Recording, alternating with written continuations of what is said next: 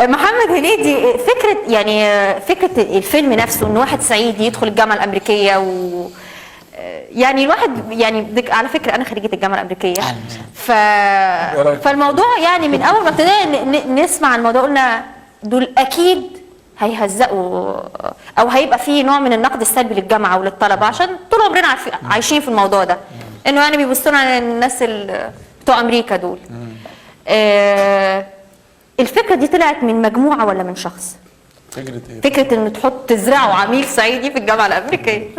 لا هي اتفضل يا استاذ. لا والله لا والله هي الفكره اصلا كانت سكتش كنا بنعمله في الجامعه زمان.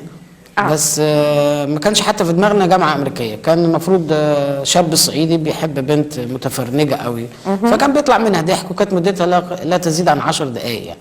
بعد كده تطورت الفكره ان تبقى البنت دي طالبه في الجامعه الامريكيه، وبالصدفه البحته اتقابلت انا والدكتور مدحت العدل، فبقول له ايه رايك لو صعيدي يدخل الجامعه الامريكيه؟ فما ردش عليا، قال لي طب كان عندنا قدام المسرح، فقال لي طب ادخل شوف البروفا. وفجأة انفعل بالموضوع، بعد شهر لقيت فيلم جميل اسمه صعيدي في الجامعة الأمريكية. من مجرد كلمة أو نقاش سريع. الفكرة بالظبط عجبه فكرة إن صعيدي بيدخل الجامعة الأمريكية، ما اعرفش بقى هيروح يعمل إيه الحكاية. فدكتور مدحت كتب. طب احكي لنا بقى دكتور مدحت العدل. لا هو فكرة الجامعة الأمريكية زي ما حضرتك بتقولي كده، لا جاذبية خاصة، وجودها، طلبتها،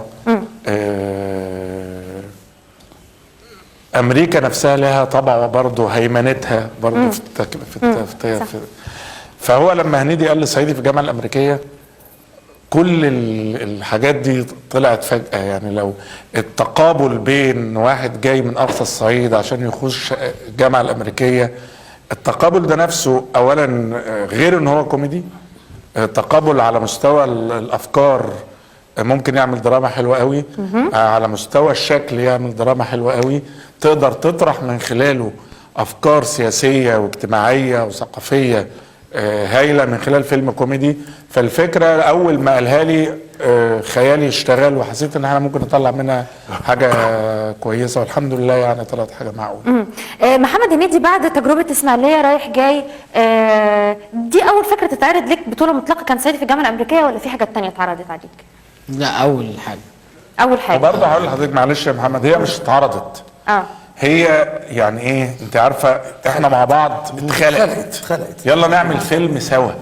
الموضوع مش انا عملت فيلم يعني ويلا اصحاب من الاصل من قبل الفيلم. طبعا اصحاب من قبل. هو محمد اشتغل في افلام انا كاتبها قبل كده في الجيش العثماني.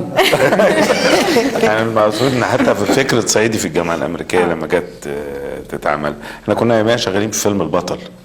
ما كانش اسماعيليه رايح جاي اتعرض، كانت ما زالت افكار رايحه جايه بيننا وبين بعض.